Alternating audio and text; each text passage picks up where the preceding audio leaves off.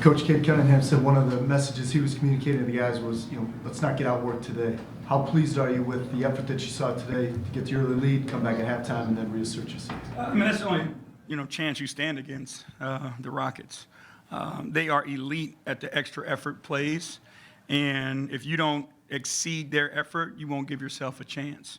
So I was extremely pleased with the guys, the way that they went out, competed, matched their effort, and did a great job of converting that energy from the loose balls, the defense, the charges, converting that to offense. And for us to hold them to 39 points in the second half, that's elite defensively. So again, hats off to our guys. They did a heck of a job tonight. How significant is it to 82-game seasons are long, and you go on road trips all the time, but to get that first one against the number 2 team in the West to kind of set a tone for the trip? Yeah, I mean, I think it's, oddly enough, our guys kind of thrive on the road. Whatever those environments bring to them, I think it just highlights how connected this group is. And they like to play in adverse environments. They like to be put in a situation where, it's Detroit versus everybody. And when it seems to be that way, we seem to be at our best. Can you talk about the defensive performance you guys did on Elkman and Shagun? Of course, when you talk about Rockets, all the attention goes to Jalen, but it seemed like with Elkman, it seemed like you guys really honed in on it. Yeah, I mean, again, give our big guys credit. JD and Stu, had those assignments one-on-one. And I thought they did a really good job of understanding his tendencies. They played physical defensively and didn't allow him to get to his spots. And then they contested all his shots and did a great job contesting without fouling him, not sending him to the free throw line. So, again, hats off to Stu, hats off to JD.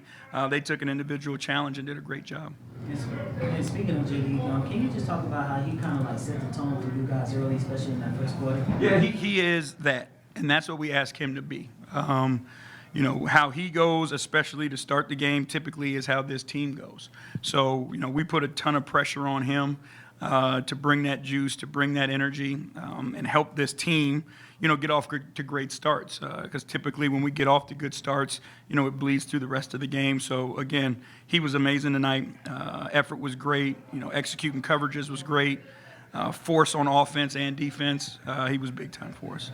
Really, probably 36 minutes, 40 minutes tonight, the Pistons controlled. There was that one stretch in the second where I think Houston scored 16 unanswered. Just outside of Cade, obviously, really stepped up in the third period. What enabled that bounce back to come out of the gate in the second period? It was our defense. Again, I think it was similar. I lean on that first unit a ton, and I put a ton of responsibility on them, and they know what their job is, and their job is to come out and get us off to a great start. And I thought tonight, both first quarter and third quarter, they did that as a unit. So, credit to those guys for knowing what was at stake, the job they had to do, and then going out and getting it done.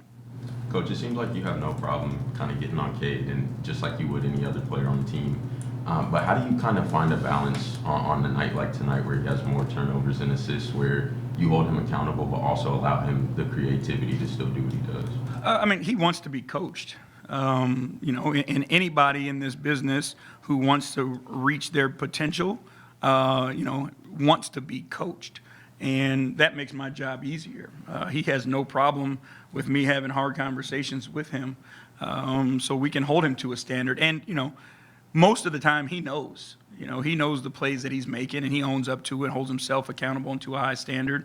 But, again, 10 turnovers obviously is a lot. But he facilitates the game. And, we've got the ultimate trust in him that when it matters most, he'll make the right play. Forgive me for asking this probably for a time this season, but what else more can you say about Marcus Sasser? It seems like he's always giving you guys that extra push that you need. In the fourth quarter, they cut the lead down to 5, and then he went on basically like a 5-6 run himself. He's fearless. And it's an amazing trait to have for a guy like that can get it going and get started no matter the circumstances, right? There's been games where we haven't played him until the fourth quarter. And somehow, some way, he finds a way, to kickstart us, to make an energy play, to make a bucket. So, again, we've got complete belief in him. We know his skill set. It's a microwave-esque skill set.